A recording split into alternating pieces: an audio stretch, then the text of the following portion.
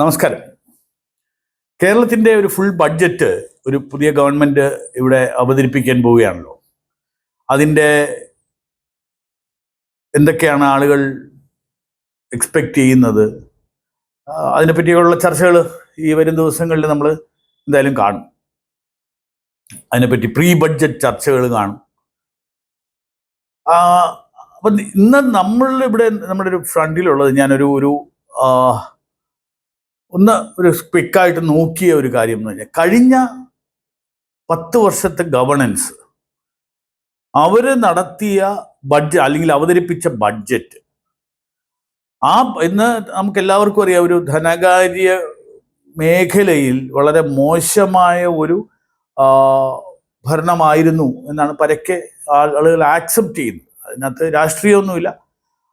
ഒരുപക്ഷെ രാഷ്ട്രീയം ഉള്ളവർ ഇതിനെ സമർത്ഥിക്കാൻ ശ്രമിക്കുന്നു എന്നുള്ളതേ ഉള്ളൂ. അല്ലാതെ ബാക്കിയുള്ള ഒരു സാധാരണ ജനങ്ങൾ എല്ലാവരും ഒരു ഗവർണൻസ് ഫെയിലിയർ ഉണ്ട്. അതായത് കഴിഞ്ഞ 10 വർഷം നോക്കുകയാണെങ്കിൽ ഒരു ഫെയിലിയർ ഓഫ് ഫിസിക്കൽ ഗവർണൻസ്, ഈ ധനപരമായിട്ടുള്ള കാര്യങ്ങളുടെ ഒരു ഭരണക്രമത്തിലുണ്ടായിട്ടുള്ള വീഴ്ച, അതുപോലെ ബഡ്ജറ്റിന് ഉണ്ടായിരുന്ന ഒരു ക്രെഡിബിലിറ്റിയിലുള്ള ഫെയിലിയർ, അതുപോലെ തന്നെ ധനപരമായ ഡെവലപ്മെൻറ്റിന് ഉണ്ടായിട്ടുള്ള പ്രയോറിറ്റിയില്ലായ്മ, അല്ലെങ്കിൽ ഈ ഡെവലപ്മെൻറ്റ് നടക്കാതിരിക്കുക.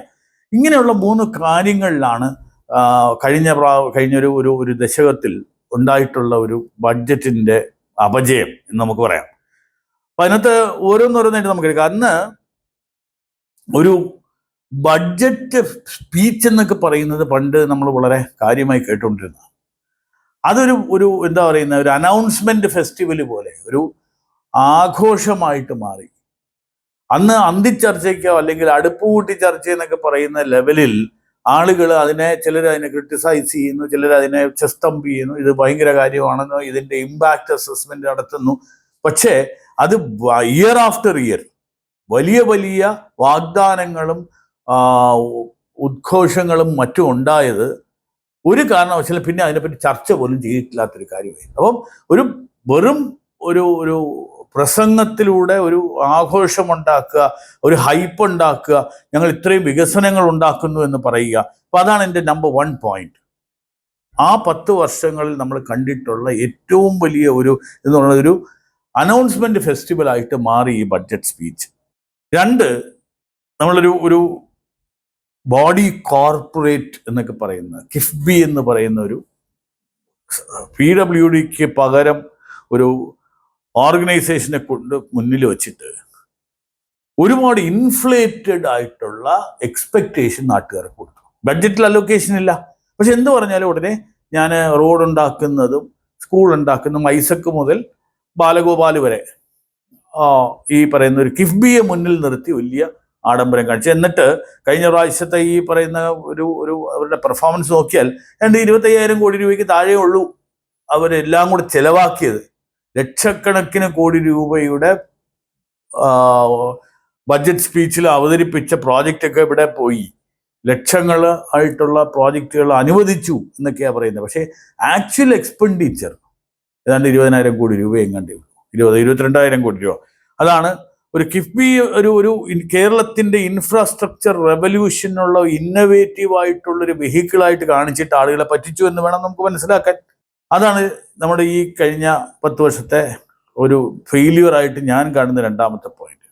3, ഡെഫിനറ്റായിട്ടും ഡെറ്റ്. ഈ പറയുന്ന കേന്ദ്രം കടമെടുക്കാൻ അനുവദിച്ചില്ല എന്ന് ഇങ്ങനെ പറഞ്ഞുകൊണ്ടിരിക്കുകയും ആ ബോറോയിങ് ചെയ്തിരിക്കുന്ന പണം വെൽഫെയർ ആക്ടിവിറ്റീസിനും സാലറീസിനും കമ്മിറ്റഡ് എക്സ്പെൻഡിച്ചറിനും മാത്രമായി ചിലവാക്കി. ഒരു റോഡ് പോലും നമുക്ക് പണിയാൻ സാധിച്ചിട്ടില്ല, ഒരു ഇൻഡസ്ട്രി കൊണ്ടുവരാൻ പറ്റിയിട്ടില്ല, മൈനർ പോർട്സ് ഡെവലപ്പ് ചെയ്യാൻ പറ്റിയിട്ടില്ല, ഇറിഗേഷനിൽ ഉണ്ടായിട്ടില്ല, ലോജിസ്റ്റിക്സ് ക്രിയേറ്റ് ചെയ്യാൻ പറ്റിയിട്ടില്ല, ജോബ് ക്രിയേഷൻ ഉണ്ടായിട്ടില്ല.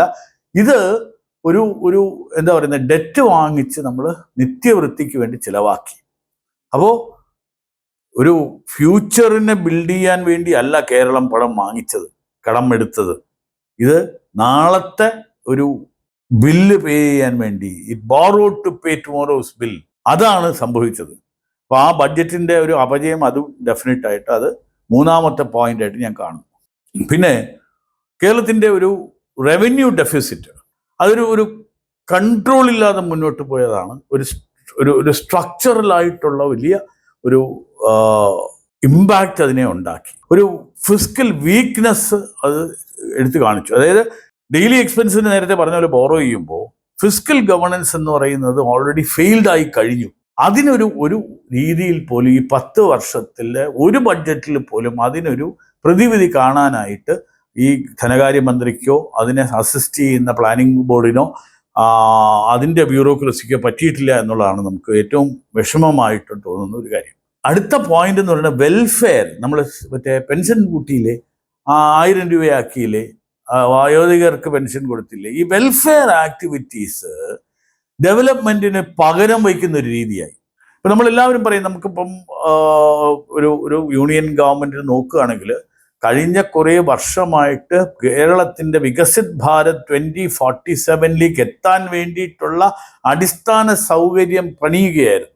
അത് ഡെഫിനറ്റായിട്ടും കൃഷിയിലാണെങ്കിലും അതിൻ്റെ ട്രാൻസ്പോർട്ടേഷനിലാണെങ്കിലും റെയിൽസ്, പോർട്സ്, എയർപോർട്ട്സ്, ഇങ്ങനെയുള്ള വലിയ തോതിലുള്ള ഗതിശക്തി ലോജിസ്റ്റിക്സിന് വളരെയധികം ഒരു പ്രാധാന്യം കൊടുക്കുകയും ഇൻവെസ്റ്റ്മെൻറ്റ് കൂട്ടുകയൊക്കെ ചെയ്തിരുന്നു. പ്രൈവറ്റ് പബ്ലിക് പാർട്ട്ണർഷിപ്പ് ഉണ്ടായി. ഒരു മാർക്സിയൻ സിദ്ധാന്തം പറയുന്ന ഒരു ഗവൺമെൻറ് 10 വർഷം ഭരിച്ചപ്പോൾ ഇതെല്ലാം പബ്ലിക് തന്നെ ചെയ്യുമെന്നും എന്നാൽ അതൊന്നും നടപ്പാക്കാൻ പറ്റാതെ ഉള്ള ഒരു ഫെയില്യൂർ നമ്മുടെ മുന്നിലുണ്ടായി. അപ്പോൾ ബഡ്ജറ്റിൻ്റെ പ്രസംഗത്തിൽ പറയുന്ന കാര്യങ്ങളൊന്നും ഇതില്ല. വെൽഫെയർ ആണ് ഈ സ്റ്റേറ്റിൻ്റെ സബ്സിഡി കൊണ്ട് അല്ലെങ്കിൽ ഡോൾ ഔട്ട് കൊണ്ട് ഫ്രീബീസ് കൊണ്ട് ജീവിക്കുന്ന ഒരു സമൂഹത്താണ് ബെറ്റർ എന്ന് ധരിച്ച് വശായ ഒരു ബഡ്ജറ്റായിരുന്നു നമുക്ക് മുന്നിൽ അവതരിപ്പിക്കപ്പെട്ടത്. Same thing educated unemployment. നമ്മൾ നോർത്തിലൊക്കെ പറയുമ്പം നീറ്റ് എന്ന് പറയുക, അതായത് not in education, employment and training, അങ്ങനെയുള്ള വിഭാഗം. അതായത് ഇവർ വെറുതെ ഒരു അൺപ്രൊഡക്റ്റീവ് ആയിട്ടുള്ള ഒരു വലിയ കൂട്ടം ആളുകൾ യൂത്തിലുണ്ട് എന്നുള്ള കണക്കുകളൊക്കെയാണ് നമ്മൾ പറയാറുള്ളത്. പക്ഷെ ഇവിടെ എന്ത് പറ്റിയെന്ന് പറഞ്ഞാൽ എഡ്യൂക്കേറ്റഡ് അൺഎംപ്ലോയ്മെൻ്റ് ആണ്. ഇവിടെ എഞ്ചിനീയറിംഗ് പഠിക്കുകയും അല്ലെങ്കിൽ പോസ്റ്റ് ഗ്രാജുവേഷൻ ഉള്ളവരും ഒക്കെ അൺഎംപ്ലോയിഡ് ആയിട്ടോ അല്ലെങ്കിൽ അണ്ടർ എംപ്ലോയിഡ് ആയിട്ടോ അല്ലെങ്കിൽ അൺഎംപ്ലോയബിൾ ആയിട്ടോ ഒക്കെ മാറിക്കഴിഞ്ഞു. അപ്പോൾ ആ യുവത്വത്തെ അതിന് വേണ്ടിയിട്ടുള്ള ഇൻ്റർവെൻഷൻ ഗവൺമെൻറ്റിൽ നിന്ന് വന്നിട്ടില്ല. ഇന്ന് 10ാം ക്ലാസ്സിൽ 99% പേരും ജയിപ്പിക്കുന്ന, ഞാനത് ഒന്നുകൂടെ പറയും, ജയിപ്പിക്കുന്ന ഒരു കാലഘട്ടമായി മാറി. ഒരു മെറിറ്റിന് ഒരു സ്ഥാനമില്ലാതെ. അപ്പം ജനറലി നമ്മൾ എഡ്യൂക്കേറ്റഡ് എന്ന് പറയുന്ന ആ ബ്രാക്കറ്റിലുള്ള ആളുകൾ ഇന്ന് ഇവിടെ ലോക്കലി ഒരു എംപ്ലോയ്മെൻറ്റ് കാട്ടാനോ ഒരു ബിസിനസ് തുടങ്ങാനോ ഒരു സെൽഫ് എംപ്ലോയ്മെൻറ്റിലേക്ക് പോകാനോ ഒക്കെയുള്ള ഒരു ബുദ്ധിമുട്ടുള്ള ഒരു കാര്യമായിട്ട് മാറി. മൈഗ്രേഷനാണ് കൂടുതലും. ആളുകൾക്ക് ഇവിടെ നിന്ന് ഏറ്റവും ആദ്യം ചോദിക്കുകയാണെങ്കിൽ അവർക്ക് വിദേശത്ത് പോയി പഠിക്കണം അല്ലെങ്കിൽ വിദേശത്ത് ജോലി ചെയ്യണം. അപ്പം ഒരു യുവത്വം കേരളം വിട്ടു പോകുന്നതിനുള്ള അതിനെ അഡ്രസ്സ് ചെയ്യാനായിട്ട് ഈ കഴിഞ്ഞ ഒരു ബഡ്ജറ്റിലും വലിയ വാഗ്ദാനം 20 ലക്ഷം പേർക്ക് തൊഴിലെന്ന് പറഞ്ഞിട്ടാണ് ഒരുപക്ഷെ ഈ പ്രകടന പത്രികയിൽ ഈ ഗവൺമെൻറ് കൊണ്ടുവന്നിട്ടുള്ളത്.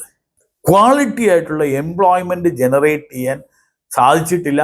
അതിനുള്ള പദ്ധതികൾ ഉണ്ടായിട്ടില്ല. പദ്ധതികൾ പ്രഖ്യാപനം വന്നിട്ടില്ല.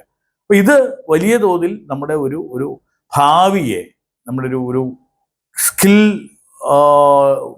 അവൈലബിലിറ്റി ഓഫ് സ്കിൽഡ് പേഴ്സണൽ എന്ന് പറയുന്ന ആ കാറ്റഗറിയിലേക്ക്. അപ്പം എങ്ങനെയാണ് ബിസിനസ് കൂടുതൽ ഇവിടെ വരിക? ഈവൻ നമ്മൾ പറയുക ഒരു നോളജ് എക്കോണമി ആക്കിയെടുക്കാൻ ഒക്കുന്നതിന് എന്താ സപ്പോർട്ട് സർവീസ് ചെയ്യാൻ പറ്റുക? നോളജ് അല്ലെങ്കിൽ റിസർച്ച് അങ്ങനെയുള്ള കാര്യങ്ങളിലേക്ക് ഒരു ഇൻവെസ്റ്റ്മെൻറ്റ് ഇവിടെ കൂടുതൽ വരും എന്ന് പറയുമ്പോൾ എവിടെയാണ് നമുക്ക് അതിനുള്ള സപ്പോർട്ട് സ്റ്റാഫ്? ഇതൊക്കെ വലിയ തോതിൽ ഉള്ളൊരു ഫെയിലിയറായിട്ട് ഞാൻ കാണുന്നു. 2, അഗ്രികൾച്ചർ. ഇന്ന് അഗ്രികൾച്ചർ എന്ന് പറയുന്നത് നമ്മൾ അരി വാങ്ങിച്ച് ഭക്ഷിക്കുക എന്നുള്ള നിലയിലായി. ഏതാണ്ട് നമ്മുടെ നെല്ലറയായിട്ടുള്ള അല്ലെങ്കിൽ ആലപ്പുഴ ഭാഗത്തുള്ള നെല്ലറകളോ അല്ലെങ്കിൽ അതിന് വന്നുകൊണ്ട് റീഫാമിങ് ഇങ്ങനെയൊക്കെയുള്ള പല പ്രോജക്ട്സ് സംസാരിച്ചിട്ടുണ്ടെങ്കിലും ഇതൊന്നും ഇംപ്ലിമെൻ്റ് ചെയ്യാനോ ഈവൻ നെല്ല് കർഷകർക്ക് സംഭരിച്ച പണം കൊടുക്കാൻ പോലുമോ സാധിച്ചിട്ടില്ല ഈ കഴിഞ്ഞ ഗവൺമെൻറ്റിന്. അപ്പം ഡെഫിനറ്റായിട്ട് അഗ്രികൾച്ചർ ഒരു സ്ട്രക്ചറൽ ട്രാൻസ്ഫർമേഷൻ ഉണ്ടായിട്ടില്ല. അതൊരു സ്കീമില്ലായ്മയല്ല. നമുക്ക് അറിയാം, കിസാൻ സമ്മാൻ പദ്ധതി പോലുള്ള പദ്ധതികൾ പോലും കേന്ദ്ര ഗവൺമെൻറ് ആളുകൾക്ക് പണം നേരിട്ട് അവരുടെ അക്കൗണ്ടിൽ അയച്ചു കൊടുക്കുന്ന ഒരു രാജ്യമാണിത്. പക്ഷേ ഇവർക്കൊന്നും ഡബിളിങ് ഫാർമർ ഇൻകം. ഇതിനൊരു കേന്ദ്രവുമായി ചേർന്നൊരു കോഓപ്പറേറ്റീവ് ഫെഡറലിസം ഉണ്ടായിട്ടില്ല. ഏത് സ്കീം വന്നാലും ആ സ്കീം നമ്മൾ തന്നെത്താനെ ചെയ്തോളും, ഇത് നിങ്ങളുടെ ആവശ്യമില്ല, ഇതൊരു PM മോദിയുടെ ഒരു ഒരു ഗിമിക്കാണ്. ഈവൻ ഫാം ലോൺസ് പോലും പലതും ഇവിടെ അവൈലബിൾ ആക്കിയിട്ടില്ല. ഈ യൂണിയനൈസ്ഡ് ആയിട്ടുള്ള ബാങ്കിങ് സെക്ടറിൽ നിന്ന് ഒരു സപ്പോർട്ട് വന്നിട്ടില്ല. ഒരു അഗ്രികൾച്ചറിൻ്റെ സെക്ടർ ആണെങ്കിലും നമ്മൾ എപ്പോഴും പറയും നമ്മളൊരു ക്യാഷ് ക്രോപ്സിൻ്റെ ആളുകളാണ്. നമ്മൾ ഈ പറയുന്ന നമ്മളിവിടെ വലിയ സുഗന്ധ വ്യഞ്ജനങ്ങളും സ്പൈസസ് ഇങ്ങനെയുള്ള സാധനങ്ങളെല്ലാമായിരുന്നു നമ്മൾ നോക്കുന്നത്. നമ്മളല്ലാതെ ഒരു ലേബർ ഇൻറ്റൻസീവ് ആയിട്ടുള്ള അഗ്രികൾച്ചർ നമുക്ക് പറ്റില്ല എന്നൊക്കെ പറയുകയാണെങ്കിലും ഇതിലൊന്നും നമുക്കൊരു agri revenue, agri processing, food processing ലെവലിലേക്കൊന്നും നമുക്കൊരു വലിയ ഇൻ്റർവെൻഷൻ അല്ലെങ്കിൽ ഈവൻ അതിൻ്റെ ഒരു ലോജിസ്റ്റിക്സ് പോലും നമുക്ക് ഇതിനെ വെയർ ഹൗസിങ് ആകട്ടെ, കോൾഡ് റൂംസ് ആകട്ടെ, ഇങ്ങനെയുള്ള ഇൻവെസ്റ്റ്മെൻറ്റ്സ് ഒന്നും അറ്റ്ലീസ്റ്റ് പ്രൈവറ്റ് സെക്ടറിൽ നിന്നെങ്കിലും നമുക്ക് ഇത് ചെയ്യാം. MSME ക്ലസ്റ്റർ എന്നൊക്കെ പറയുന്ന ഒരുപാട് സ്കീമുകളുണ്ട്. ഇതൊന്നും നമ്മൾ ഒരു പ്രയോജനപ്പെടുത്തിയിട്ടില്ല.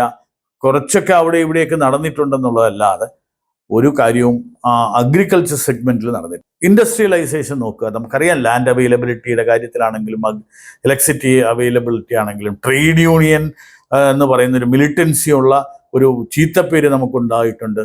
ഇതൊക്കെ കുറഞ്ഞിട്ടുണ്ടെങ്കിൽ പോലും ഒരു ഇൻഡസ്ട്രിയലൈസേഷൻ ഇവിടെ നമുക്ക് ഇംപ്ലിമെന്റ് ചെയ്യാൻ പറ്റിയിട്ടില്ല. അതായത് ഗ്രീൻ ഇൻഡസ്ട്രി നമ്മൾ പലപ്പോഴും പറയും, നമ്മുടെ പഴയ ഈ ഒരു പുക പരത്തുന്ന പൊല്യൂട്ടൻ്റ് ആയിട്ടുള്ള ഇൻഡസ്ട്രിയലൈസേഷൻ നമ്മൾ മിസ് ചെയ്തു. അത് വലിയ നല്ല കാര്യമാണ്. അതിന് പകരം ഈ നമ്മൾ ടെക്നോ പാർക്ക് പോലെ സർവീസ് ഇൻഡസ്ട്രി നമുക്ക് ഇവിടെ കൊണ്ടുവരാൻ പറ്റി. പക്ഷെ അതിൻ്റെ ഒരു ഗ്രോത്ത് ലെവൽ നെക്സ്റ്റ് മാനുഫാക്ചറിങ്ങിന് ഒരു പരിധി വരെ ഒരു സസ്റ്റെയിൻ ചെയ്യാൻ ഒക്കുള്ളൂ. എസ്പെഷ്യലി ടാക്സ് ബോയൻസി ഉണ്ടാകണമെങ്കിൽ പ്രൊഡക്ഷൻ ഇവിടെ നടന്നാൽ മാത്രമേ. ചൈന ക്ലാസിക് എക്സാമ്പിളാണ്. ഈ ഞാൻ ജനറലി പറയുന്നത് ഒരു $50 ഒരു ഐഫോണിൻ്റെ ഫിസിക്കൽ പാർട്ട് ഉണ്ടാക്കി അമേരിക്കയ്ക്ക് കൊടുക്കുമ്പോൾ അവരത് $1000 $1200 വിൽക്കും. പക്ഷെ ഈ $50 ഉണ്ടാക്കുന്ന മാസ് പ്രൊഡക്ഷൻ ഫാക്ടറീസ് അവിടുത്തെ എക്കണോമിയെ സ്പർ ചെയ്തു, അതിനെ ഒന്ന് ഗ്രോത്ത് ഉണ്ടാക്കി. അപ്പോൾ നമുക്ക് അറ്റ്ലീസ്റ്റ് കുറേയെങ്കിലുമൊക്കെ അങ്ങനെ ഏതെങ്കിലും ഐഡൻറ്റിഫൈഡ് ആയിട്ടുള്ള കുറേ മാനുഫാക്ചറിങ്ങിൽ എന്തെങ്കിലും ചെയ്യാൻ പറ്റുമായിരുന്നു. ഡെഫിനറ്റ്ലി അത് നമ്മൾ മിസ് ചെയ്തു, അതിനെ ഇഗ്നോർ ചെയ്തു, അത് വേണ്ട എന്ന് തീരുമാനിച്ചു. അല്ലെങ്കിൽ ആളുകൾ ഇൻവെസ്റ്റ് ചെയ്യാൻ തയ്യാറായിട്ടില്ല. അടുത്ത ഒരു പോയിന്റ്, ഒരു 9ാമത്തെ പോയിന്റായിട്ട് ഞാൻ മനസ്സിലാക്കുന്നത് ലോക്കൽ ബോഡി, സാധാരണ പഞ്ചായത്തി രാജ് വന്നതിന് ശേഷം വാസ്തവം പറഞ്ഞാൽ ആ ലോവസ്റ്റ് ലെവലിലുള്ള ഗവർണൻസിനാണ് ഇത് ചെയ്യുന്നത്. ഇന്ന് തന്നെ നമുക്കറിയാം തിരുവനന്തപുരം കോർപ്പറേഷൻ ഇപ്പോൾ ഒരു പുതിയ ജീവൻ വെച്ച് അവർ ചെയ്യുന്ന കാര്യങ്ങളെ പറ്റിയൊക്കെ നമ്മൾ വളരെ ചർച്ച ചെയ്യാറുണ്ട്. ഇവിടുത്തെ മേയർ പ്രോആക്റ്റീവായിട്ട് രാവിലെ മുതൽ പല ഡെവലപ്മെൻ്റൽ ആക്ടിവിറ്റീസിന് നേതൃത്വം കൊടുക്കുന്നതായിട്ട് നമ്മൾ TV-യിലൊക്കെ കാണുന്നുണ്ട്. പക്ഷേ ആ ലോക്കൽ ബോഡീസിൻ്റെ ഫണ്ട് ട്രാൻസ്ഫർ ഡിലേ മുതലായ കാര്യങ്ങൾ പക്ഷേ കേരളത്തിൻ്റെ ഡീസെൻട്രലൈസേഷൻ ഒരുപാട് പ്രൈസ് ചെയ്തപ്പെട്ട കേരളത്തിൻ്റെ ലോക്കൽ ഗവർണൻസ് വളരെ മോശമായി. മാത്രമല്ല പലയിടത്തും ഇത് കറപ്ഷൻ ഉണ്ടായി, ആ ഫണ്ട് യൂട്ടിലൈസേഷൻ കൃത്യമായിട്ട് നടന്നില്ല എന്നുള്ളതാണ്. അതിനെ മോണിറ്റർ ചെയ്യാനോ അതിന് വേണ്ടിയിട്ട് എന്തെങ്കിലും ചെയ്യാനോ ഈ ബഡ്ജറ്റിലോ ബഡ്ജറ്റ് സ്പീച്ചിലോ അതിൻ്റെ പിന്നെയുള്ള ഇംപ്ലിമെൻറ്റേഷനിലോ നടന്നിട്ടില്ല. Waste management, waste to wealth എന്നൊക്കെ നമ്മൾ വലിയ കാര്യങ്ങൾ പറയുമെങ്കിലും നമ്മൾ പലയിടത്തും ഹരിതകർമ്മസേന എന്നൊക്കെ പറയുന്ന ആളുകളെ നമ്മൾ ഡിപ്ലോയ് ചെയ്തെങ്കിലും വേസ്റ്റിൻ്റെ പ്രോബ്ലം ഇന്നും നിലനിൽക്കുന്നു. ഈ വേസ്റ്റിൻ്റെ പ്രോബ്ലം തന്നെയാണ് ആക്ച്വലി ഇവിടുത്തെ ഈ സ്ട്രീറ്റ് ഡോഗ്സിൻ്റെ ശല്യം, പട്ടി കടിക്കുന്നു, ഒരുപാട് ഇഷ്യൂസൊക്കെ വരുന്നത് ഈ വേസ്റ്റിൻ്റെ ഒരു മാനേജ്മെൻറ്റ് ഇഷ്യൂ കൂടെ ആയിട്ടാണ് ഈ കണ്ടുപിടിക്കപ്പെട്ടിരിക്കുന്നത്. അപ്പം വേസ്റ്റ് മാനേജ്മെൻറ്റിൽ, അതായത് ഒരു ക്ലീൻ ആൻഡ് ഗ്രീൻ ആയിട്ടുള്ള ഒരു സ്റ്റേറ്റ് സഡൻലി ഹാസ് ബിക്കം ഒരു വളരെ ഡേർട്ടി സ്ട്രീറ്റ്സ് ഉള്ള ഒരു എൻവയോൺമെന്റ്. നമ്മൾ വളരെ വൃത്തിയുടെ വലിയ നമ്മൾ പറയും മറ്റേ തമിഴ്നാട്ടുകാർ കുളിക്കില്ല, അല്ലെങ്കിൽ നോർത്ത് ഇന്ത്യക്കാരൻ്റെ മുഷിഞ്ഞ വേഷം, ഇതൊക്കെ പറയുന്നത് നമ്മുടെ ചുറ്റുമുള്ള അതിന് ഒരു പരിധി വരെ നമുക്ക് ആളുകളെ കുറ്റം പറയാൻ ഒക്കില്ല. കാരണം ഈ വേസ്റ്റ് പല കാര്യങ്ങളും ഫ്ലാറ്റുകളിലും മറ്റും താമസിക്കുന്നവർ എവിടെ കൊണ്ട് കളയും? അതിനൊരു പ്രോപ്പർ ആയിട്ടുള്ള പ്ലാൻഡ് വേസ്റ്റ് ഡിസ്പോസൽ അല്ലെങ്കിൽ വേസ്റ്റ് മാനേജ്മെന്റ് ഈ ഗവൺമെന്റിന് കഴിഞ്ഞ 10 വർഷം കേരള ഗവൺമെന്റിന് ഉണ്ടാക്കാൻ പറ്റില്ല. PSUസിനെ പറ്റി നമ്മൾ പറയേണ്ട, ഇതിനകത്ത് വെറുതെ ഈ പറയുന്ന അവർക്ക് ഇഷ്ടപ്പെട്ട നെപ്പോട്ടിസവും അവർക്ക് ഇഷ്ടപ്പെട്ട ആളുകളെ നിയമിക്കാനും അവർക്ക് ഒരു എംപ്ലോയ്മെന്റ് കൊടുക്കാനും അല്ലെങ്കിൽ ഈവൻ ഡോൾ ഔട്ട് ചെയ്യാൻ വേണ്ടി മാത്രമായി ഒരു പബ്ലിക് സെക്ടർ ഒരു പ്രോമിസ്ഡ് ആയിരുന്നു. അത് ഇവർ പറയുന്നത് ഇപ്പം പ്രൈവറ്റ് സെക്ടറിനെ എതിർക്കുന്ന കമ്മ്യൂണിസ്റ്റ് ആശയങ്ങളിൽ സ്റ്റേറ്റ് ആണ് വലുതെന്നും സ്റ്റേറ്റ് ആണ് ഇതെല്ലാം ചെയ്യേണ്ടതെന്ന് പറയുന്ന ആളുകളായിരുന്ന 10 വർഷം ഡെഫിനറ്റായിട്ട് പബ്ലിക് സെക്ടറിനെ കൂടുതൽ മോശമായിട്ട് മാറ്റി. ആദ്യത്തെ 4-5 വർഷം എനിക്ക് തോന്നുന്നു Shri EP Jayarajan industries minister ആയിരുന്നപ്പോൾ ഒരുപാട് ഇനീഷ്യേറ്റീവ്സ് അദ്ദേഹം എടുത്തിരുന്നു. പക്ഷെ അതിനുശേഷം ആ ഇൻഡസ്ട്രീസിനെ പറ്റി പോലും വലിയ ഒരു സംസാരം പോലും ഉണ്ടായിട്ടില്ല.